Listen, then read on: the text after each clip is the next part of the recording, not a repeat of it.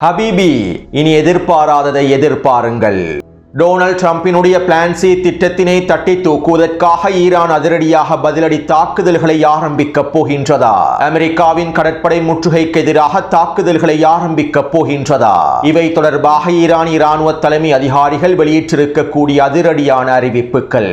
Donald Trump plan C திட்டத்தினை அறிவித்து 2 மணித்தியாலங்களுக்குள் என்ன நடந்தது? இதுதான் ஈரானின் தரமான ஆட்டம்.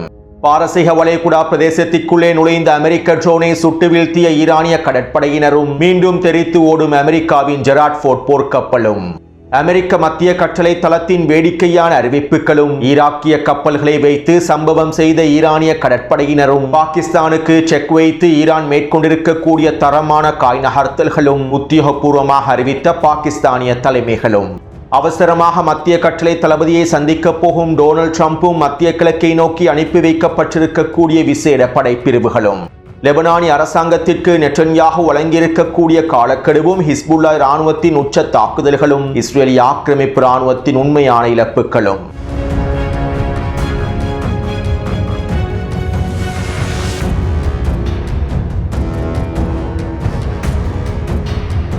லெபனானிலே யுத்த நிறுத்தத்தினை இன்னும் 3 வாரங்களுக்கு நீடிப்பதாக டொனால்ட் ட்ரம்ப் கடந்த வாரம் அறிக்கைகளை வெளியிட்டார். ஆனால் லெபனானிய களத்தில் உண்மையில் யுத்த நிறுத்தம் ஏற்படுத்தப்படவில்லை. டொனால்ட் ட்ரம்பினுடைய அறிவிப்புகளுக்கு அமைவாக தரைவழி தாக்குதல்களில் இருந்து பின்வாங்குவதாக இஸ்ரேலிய ஆக்கிரமிப்பு அறிவித்தாலும், லெபனானினுடைய தலைநகரை இலக்கு வைத்து தாக்குதல்களை மேற்கொள்ளப் போவதில்லை என அறிவித்தாலும், தெற்கு லெபனான் பிரதேசத்தை இலக்கு வைத்து இஸ்ரேலிய ஆக்கிரமிப்பு தொடர்ச்சியான வான்வழி தாக்குதல்களை மேற்கொண்டது. இதன் விளைவாக ஹிஸ்புல்லா இராணுவத்தினரும் இஸ்ரேலிய ஆக்கிரமிப்பின் யுத்த நிறுத்த மீறல்களுக்கு பதிலடி தாக்குதல்களை வழங்கினார்கள். தற்போதும் இஸ்ரேலிய ஆக்கிரமிப்பு மேற்கொண்டு வரக்கூடிய யுத்த நிறுத்த மீறல்களுக்கு எதிராகவே ஹிஸ்புல்லா இராணுவத்தினர் உச்ச பதிலடி தாக்குதல்களை மேற்கொள்கின்றார்கள். மேலும் கடந்த 2 நாட்களாக இஸ்ரேலிய ஆக்கிரமிப்பு தெற்கு லெபனான் பிரதேசத்தில் இருக்கக்கூடிய மக்களை வெளியேற்றுவதற்கான முயற்சிகளையும் மேற்கொண்டு வருகின்றது. தெற்கு லெபனான் பிரதேசங்களை முழுமையாக தரைமட்டமாக்குவதற்கான காப்பெட் குண்டு தாக்குதல்களையும் மேற்கொண்டு வருகின்றது. எனவே லெபனானிய களத்தில் இஸ்ரேலிய ஆக்கிரமிப்பு இராணுவத்திற்கும் ஹிஸ்புல்லா இராணுவத்திற்கும் இடையில் மோதல்கள் தொடர்கின்றன. இப்படியான நிலைமையில் நெட்டன்யாஹு லெபனானிய அரசாங்கத்திற்கு 2 வார காலக்கெடுவை விதித்துள்ளார். நாங்கள் உங்களுக்கு இன்னும் 2 வாரங்களை தருகின்றோம். இதற்குள்ளே லெபனானிய அரசாங்கம் இஸ்ரேலோடு அடுத்த கட்ட நேரடியான பேச்சுவார்த்தைகளை மேற்கொண்டு முடிவுகளை ஒப்பந்தங்களை எடுக்க வேண்டும். இவ்வாறு லெபனானுக்கும் இஸ்ரேலுக்கும் இடையிலே ஒப்பந்தம் கைச்சாத்திடப்படாவிட்டால், நேரடியான பேச்சுவார்த்தைகளுக்கு அமைவாக இயல்பாக்கத்தை ஏற்படுத்தக்கூடிய ஒப்பந்தங்கள் கைச்சாத்திடப்படாவிட்டால் 2 வாரங்களுக்கு பின்பு நாங்கள் தெற்கு லெபனான் பிரதேசத்திலே உச்சக்கட்ட தாக்குதல்களை ஆரம்பிப்போம். தரைவழி தாக்குதல்களை ஆரம்பித்து தெற்கு லெபனானினுடைய லிட்டானி நதி வரையிலான அனைத்து பிரதேசங்களையும் முழுமையாக கைப்பற்றி இடையக மண்டலத்தினை அமைப்போம் என நெட்டன்யாஹு லெபனானிய அரச தலைவர்களுக்கு இறுதி காலக்கெடுவை விதித்துள்ளார். இன்னும் 2 வாரத்திற்குள்ளே நெட்டன்யாஹு அமெரிக்காவுக்கு விஜயம் செய்ய போகின்றார். இந்த விஜயத்தின் போது ஜோசப் பவுனும் அமெரிக்காவுக்கு வருகை தர வேண்டும் என்றும், டொனால்ட் ட்ரம்பினுடைய தலைமையில் லெபனானுக்கும் இஸ்ரேலுக்கும் இடையில் நேரடியான ஒப்பந்தங்கள் இயல்பாக்கத்தை ஏற்படுத்தக்கூடிய ஒப்பந்தங்கள் கைச்சாத்திடப்பட வேண்டும் என்றுமே நெட்டன்யாஹு தற்போது இறுதிக்கட்ட எச்சரிக்கைகளை வெளியிட்டுள்ளார். அத்தோடு இந்த சிக்கல்களுக்குள்ளே துரோகி அர்துகானும் மூக்கை நுழைத்துள்ளார். ஹிஸ்புல்லாவை நிராயுதபாணியாக்குவது தொடர்பாக லெபனானுக்கும் அமெரிக்காவுக்கும் இடையில் நாங்கள் பேச்சுவார்த்தைகளை மேற்கொள்வதற்கு தயாராக இருக்கின்றோம். எங்களுடைய மத்தியஸ்தத்துக்கு கீழால் ஹிஸ்புல்லாவை நிராயுதபாணியாக்குவதற்கான ஒப்பந்தங்களை முடிப்பதற்கு தயாராகவே இருக்கின்றோம் என துருக்கியினுடைய வெளியுறவுத்துறை அமைச்சர் லெபனானிய அரசாங்கத்தோடும் அமெரிக்காவோடும் தொலைபேசியில் கலந்துரையாடல்களை மேற்கொண்டுள்ளார். கடந்த வருடமே துரோகி அர்துகானினுடைய வெளியுறவுத்துறை அமைச்சர் ஹக்கன் ஃபிதான் தம்பி ஜூலானியோடு ஒன்றிணைந்து ஹிஸ்புல்லாவை நிராயுதபாணியாக்க வேண்டும் என்கின்ற கருத்துக்களை வெளியிட்டிருந்தார். எனவே தற்போது லெபனானுக்கும் அமெரிக்காவுக்கும் இடையில் ஹிஸ்புல்லா இராணுவத்தினை நிராயுதபாணியாக்குவதற்கான ஒரு ஒப்பந்தத்தை எட்டுவதற்கான அடுத்த கட்ட பேச்சுவார்த்தைகளை மேற்கொள்வதற்கு நாங்கள் தயாராக இருக்கின்றோம் என துரோகி அர்துகான் அறிவித்துள்ளார். மேலும் துரோகி அர்துகானினுடைய இந்த கோரிக்கைகளை லெபனானிய அரசாங்கம் இன்னும் ஏற்றுக்கொள்ளவில்லை. இதற்கான வாய்ப்புகளும் குறைவாகவே இருக்கின்றன. எனவே இது எவ்வாறு இருப்பினும் டொனால்ட் ட்ரம்பினுடைய நிர்வாகம் லெபனானுக்கும் இஸ்ரேலிய ஆக்கிரமிப்புக்கும் இடையில் நேரடியான ஒப்பந்தங்களை மேற்கொண்டு இயல்பாக்கத்தை ஏற்படுத்துவதற்காகவே எல்லாவிதமான முயற்சிகளையும் வேலை திட்டங்களையும் முன்னெடுத்து வருகின்றது. அதே நேரம் லெபனானிய ஜனாதிபதி இஸ்ரேலிய ஆக்கிரமிப்போடு நேரடியான பேச்சுவார்த்தைகளை மேற்கொள்வது, நெட்டன்யாஹுவை சந்தித்து கைகுலுக்குவது அவருடைய மிகப்பெரிய உயிருக்கு அச்சுறுத்தலாக மாறிவிடும் என்றும், அதற்கு பிறகு ஹிஸ்புல்லா இராணுவத்தினர் லெபனானிய தலைமையை சும்மாவிட மாட்டார்கள் என்றும் லெபனானிய ஆய்வாளர்கள் தொடர்ச்சியான கருத்துக்களையும் வெளியிட்டு வருகின்றார்கள்.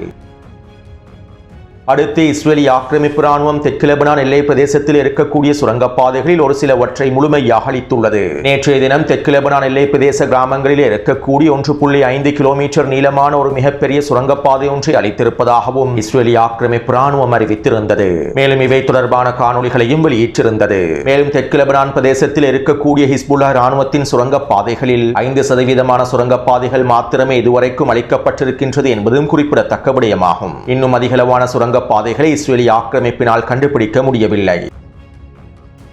அதேபோன்று ஹிஸ்புல்லா ராணுவத்தினரும் தொடர்ச்சியான வீரியமான தாக்குதல்களை மேற்கொண்டு வருகின்றார்கள். இதற்கமைவாக இஸ்ரேலிய ஆக்கிரமிப்பினுடைய ஹெர்மஸ் 900 ட்ரோன் ஒன்றினையும் சுட்டு வீழ்த்தியுள்ளார்கள். மேலும் காந்தாரா பிரதேசத்திலே 2 மெர்காவா போர்த்தாங்கி வாகனங்களை ட்ரோன்கள் மூலமாக சிதைத்துள்ளார்கள். அதேபோன்று குனித்ரா பிரதேசத்திலும் ஒரு மெர்காவா போர்த்தாங்கி வாகனத்தை அளித்துள்ளார்கள். அத்தோடு தைபே மற்றும் பிஞ்சபில் எல்லை பிரதேசத்திலே நிலை கொண்டிருக்கக்கூடிய இஸ்ரேலிய ஆக்கிரமிப்பு சிப்பாய்களை சுற்றி வளைத்து ட்ரோன் தாக்குதல்களை மேற்கொண்டுள்ளார்கள். இந்த தாக்குதல்களிலே குறைந்தது 10க்கும் அதிகமான சிப்பாய்கள் கொல்லப்பட்டும் படுகாயமடைந்திருக்கலாம் என்றும் தெரிவிக்கப்படுகின்றது.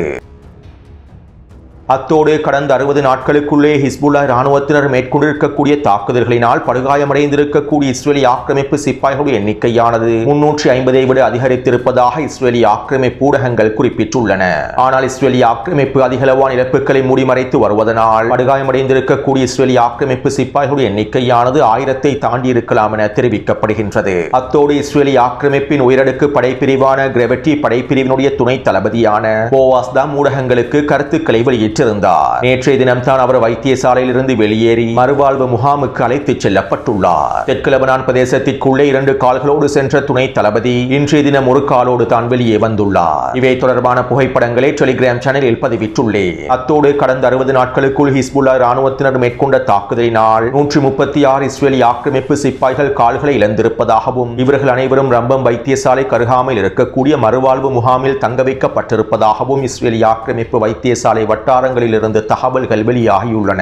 எனவே 2 மாதங்களுக்குள் படுகாயமடைந்திருக்கக்கூடிய இஸ்ரேலிய ஆக்கிரமிப்பு சிப்பாய்களில் 136க்கும் அதிகமானோர் கால்களை இழந்துள்ளார்கள் என்பதும் அவர்கள் மறுவாழ்வு முகாமிலே தங்க வைக்கப்பட்டுள்ளார்கள் என்பதும் உறுதி செய்யப்பட்டுள்ளது.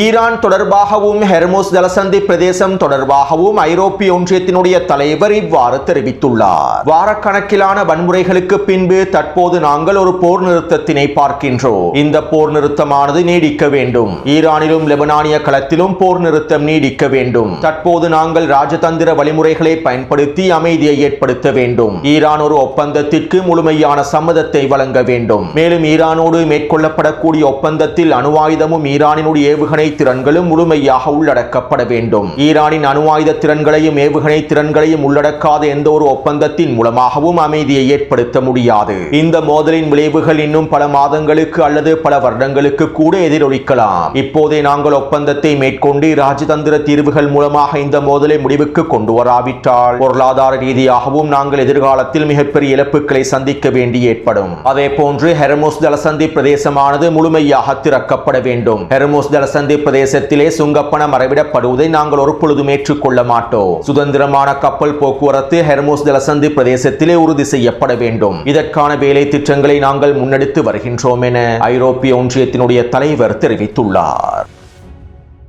அடுத்து ஈரான் கடந்த 2 நாட்களுக்கு முன்பு பாகிஸ்தானிய மத்தியஸ்தர்கள் மூலமாக புதிய முன்மொழிவு ஒன்றை அனுப்பி வைத்திருந்தது. அணுசக்தி திறன்கள் தொடர்பாக அணுசக்தி திட்டங்கள் தொடர்பாக எந்தவிதமான பேச்சுவார்த்தைகளையும் நாங்கள் மேற்கொள்ளப் போவதில்லை. நீங்கள் யுத்த நிறுத்தத்தினை ஏற்படுத்துவதற்காக பேச்சுவார்த்தைகளை மேற்கொள்வதாக இருந்தால் மாத்திரமே எங்களால் அவை தொடர்பான பேச்சுவார்த்தைகளை மேற்கொள்ள முடியும் என ஈரானிய தலைமைகள் பாகிஸ்தானிய மத்தியஸ்தர்களுக்கு அறிவித்திருந்தார்கள். மேலும் இந்த முன்மொழிவை டொனால்ட் ட்ரம்ப் நிராகரித்திருந்தார். இப்படியான நிலைமையில் தற்போது பாகிஸ்தான் ஈரானிடமிருந்து இன்னும் ஒரு முன்மொழிவையும் கோரியுள்ளது. நீங்கள் வழங்கியிருக்கக்கூடிய முன்மொழிவை டொனால்ட் ட்ரம்பினுடைய நிர்வாகம் நிராகரித்து விட்டது. இதனால் அவசரமாக திருத்தப்பட்ட முன்மொழிவு ஒன்றை சமர்ப்பியுங்கள் என பாகிஸ்தானிய மத்தியஸ்தர்கள் ஈரானிடம் கோரிக்கைகளை முன்வைத்துள்ளார்கள். அதே நேரம் பாகிஸ்தானிய மத்தியஸ்தர்களுடைய கோரிக்கைகளுக்கு ஈரான் இன்னும் பதில் வழங்கவில்லை. டொனால்ட் ட்ரம்பினுடைய நிர்வாகத்திற்காக திருத்தப்பட்ட இன்னும் ஒரு புதிய முன்மொழிவை ஈரானிய தலைமைகள் முன்வைப்பதற்கு விரும்பவில்லை என ஈரானிய ஊடகங்களும் குறிப்பிட்டிருந்தன. மேலும் ஈரானிய பேச்சுவார்த்தை கட்டமைப்புகளை முழுமையாக வழிநடத்தக்கூடிய ஈரானிய IRGC இராணுவத்தின் தளபதி அகமது வாஹிதி அவர்கள் உறுதியான நிலைப்பாட்டில் இருப்பதாகவும் அணுசக்தி திறன்கள் தொடர்பான எந்தவிதமான பேச்சுவார்த்தைகளையும் இதற்கு பிறகு மேற்கொள்ளப் போவதில்லை என்பதில் உறுதியாக இருப்பதாகவும் அறிவித்துள்ளார்கள். இப்படியான நிலைமையிலேயே டொனால்ட் ட்ரம்ப் ஈரானுக்கு எதிரான பிளான் சி திட்டத்தினை களமிறக்கியுள்ளார். டொனால்ட் ட்ரம்பினுடைய பிளான் சி திட்டம் தொடர்பாக நேற்றிரவு வெளியிட்ட காணொலியில் தெளிவாக குறிப்பிட்டிருந்தேன். நேற்றிரவு வெளியிட்ட காணொலியை பார்வையிடாதவர்கள் தயவு செய்து கீழே இருக்கக்கூடிய லிங்கினை பயன்படுத்தி பார்வையிடுங்கள். இல்லாவிட்டால் இதற்கு பிறகு கூறக்கூடிய விடயங்களை உங்களுக்கு தெளிவாக புரிந்து கொள்ள முடியாத நிலைமை ஏற்பட்டுவிடும். அத்தோடு டொனால்ட் ட்ரம்பினுடைய இந்த பிளான் சி திட்டத்தினை முறியடிக்கும் நோக்கத்தோடு ஈரானிய தலைமைகள் பாகிஸ்தானை பயன்படுத்தி காய் நகர்த்தல்களை மேற்கொண்டிருந்தார்கள்.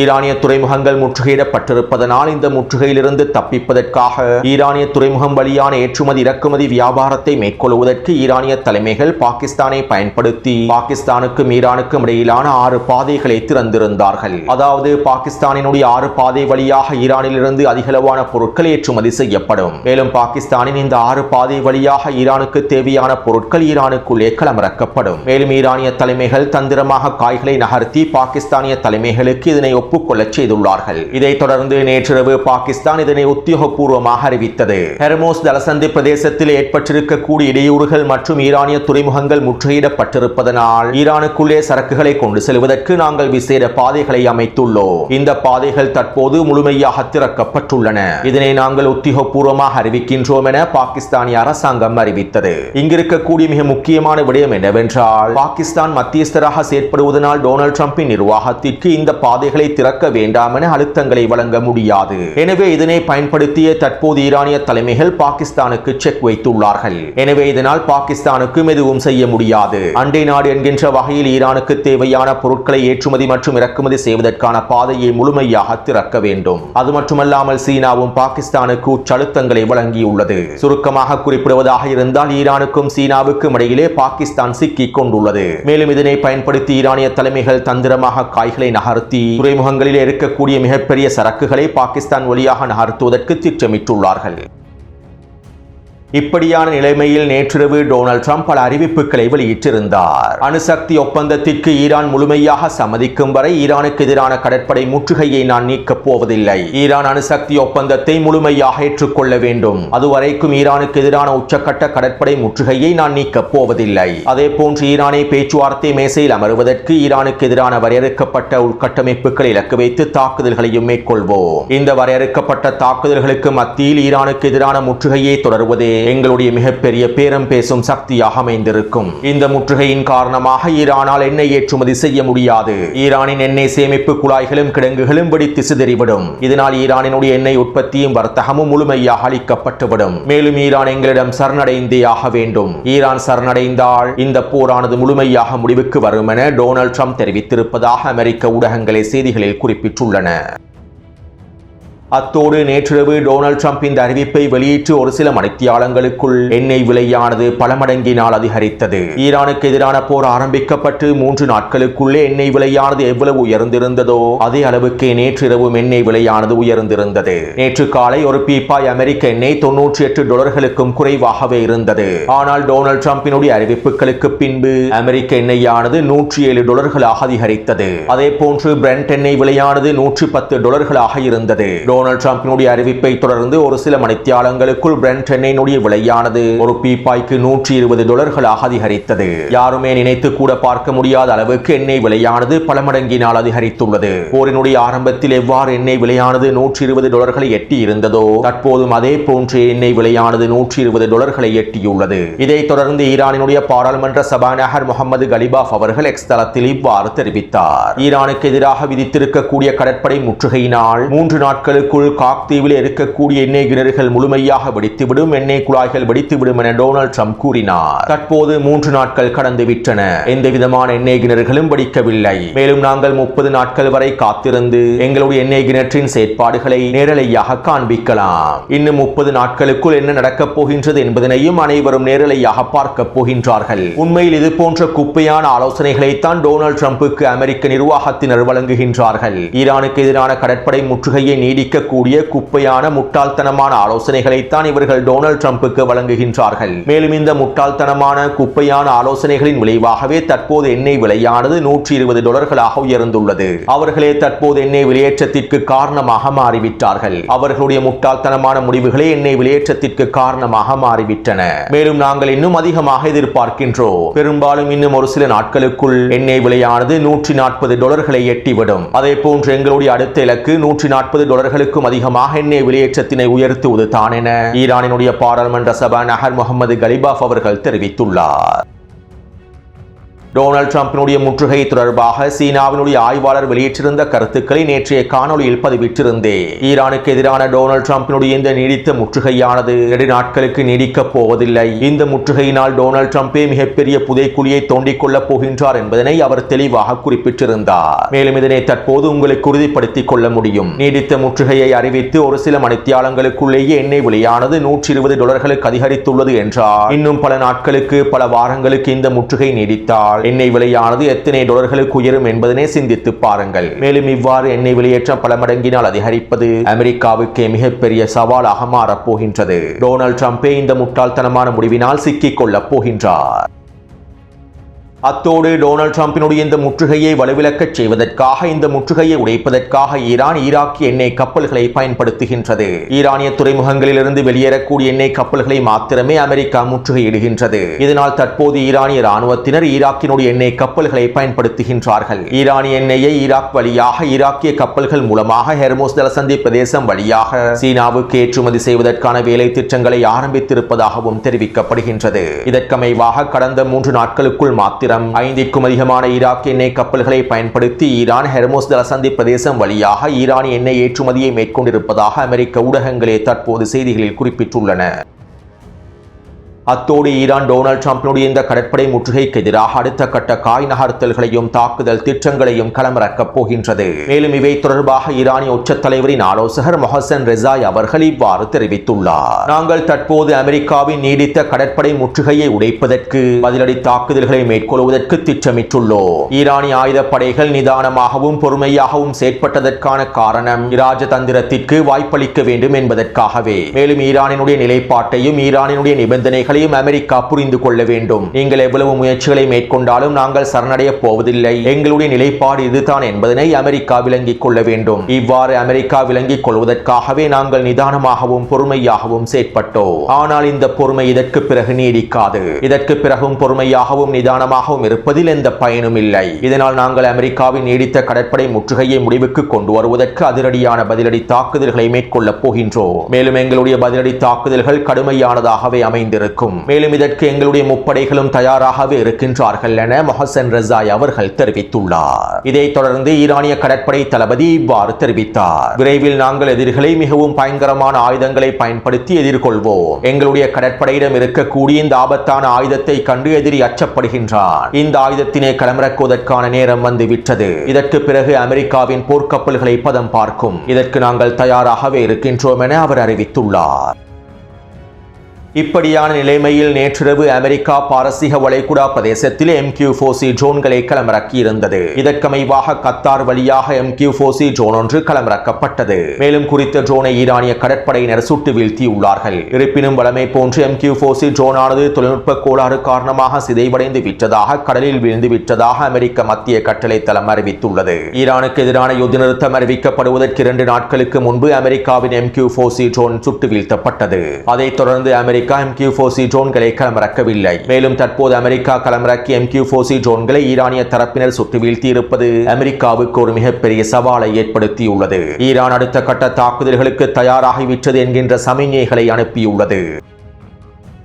அத்தோடு செங்கடல் பிரதேசத்திற்குள்ளே நுழைந்த அமெரிக்காவின் ஜெராட்ஃபோர்ட் போர்க்கப்பலானது மீண்டும் மத்திய கிழக்கை விட்டு வெளியேறப் போவதாக அமெரிக்க மத்திய கட்டளை தளம் அறிவித்துள்ளது. குறித்த போர்க்கப்பலை செயற்படுத்த முடியாத நிலைமை ஏற்பட்டதனால் இந்த போர்க்கப்பலை நாங்கள் மத்திய கிழக்கு பிராந்தியத்திலிருந்து வெளியேற்றுகின்றோம் என அறிவித்துள்ளார்கள். இதனால் தற்போது செங்கடல் பிரதேசத்திற்குள்ளே இருக்கக்கூடிய அமெரிக்காவின் போர்க்கப்பல்கள் பின்வாங்குகின்றன. அதாவது அடுத்த கட்ட போர் ஆரம்பிக்கப்பட்டதும் யமன் ஹவுதி ராணுவத்தினர் பாபல் மண்ட பிரதேசத்தினை முழுமையாக இழுத்து மூடிவிடுவார்கள். மேலும் செங்கடல் பிரதேசத்திலே அமெரிக்க போர்க்கப்பல்களுக்கு எதிராக தாக்குதல்களை மேற்கொள்வார்கள். இதற்கு பயந்தே தற்போது அமெரிக்க போர்க்கப்பலானது செங்கடல் பிரதேசத்தில் இருந்து தெரித்து ஓடுகின்றது. அத்தோடு விமானிகளை தேடுவதாக கூறி இஸ்பஹான் பிரதேசத்திலே யுரேனியம் செறிவூட்டல்களை கைப்பற்றுவதற்காக அமெரிக்கா விசேட படைப்பிரிவுகளை களமிறக்கியிருந்தது. மேலும் இவ்வாறு இஸ்பஹான் பிரதேசத்திலே தோல்வியடைந்த இதே படைப்பிரிவு தற்போது கத்தார் மற்றும் துபாயிலே களமிறக்கப்பட்டிருப்பதாக தெரிவிக்கப்படுகின்றது. நேற்றிரவு குறித்த விசேட படைப்பிரிவுகளை உள்ளடக்கி இருக்கக்கூடிய விமானங்கள் கத்தார் மற்றும் துபாய் பிரதேசத்திலே களமிறக்கப்பட்டுள்ளன. அதே போன்று இன்றிரவு டொனால்ட் ட்ரம்ப் அமெரிக்க மத்திய கட்டளை தளபதி பிராட் கூப்பரை சந்திக்கப் போகின்றார். ஈரானுக்கு உச்சழுத்தங்களை வழங்கக்கூடிய அடுத்த கட்ட வரையறுக்கப்பட்ட தாக்குதல்களை மேற்கொள்வதற்கான திட்டத்தினை அமெரிக்க மத்திய கட்டளை தளபதி முன்வைக்கப் போவதாகவும் இவை தொடர்பான முடிவுகளை எடுப்பதற்கே டொனால்ட் ட்ரம்ப் மீண்டும் மத்திய கட்டளை தளபதியை சந்திக்கப் போவதாகவும் அமெரிக்க ஊடகங்கள் தெரிவித்துள்ளன. எனவே இதற்கு பிறகு எதிர்பாராததை எதிர்பாருங்கள். ஈரான் தற்போது முழுமையாக தயாராகவே இருக்கின்றது. அமெரிக்காவின் முற்றுகையை முறியடிப்பதற்கு ஈரான் பதிலடி தாக்குதல்களை மேற்கொள்ளப் போகின்றது. விரைவில் போரானது உச்சக்கட்டத்தை நோக்கி நகரப் போகின்றது. அத்தோடு இந்த காணொலி தொடர்பான கருத்துக்களை பதிவிடுங்கள். அடுத்த காணொலியை விரைவாக பதிவிடுகின்றேன். தொடர்ந்தும் என்னுடன் இணைந்திருங்கள். நன்றி, வணக்கம்.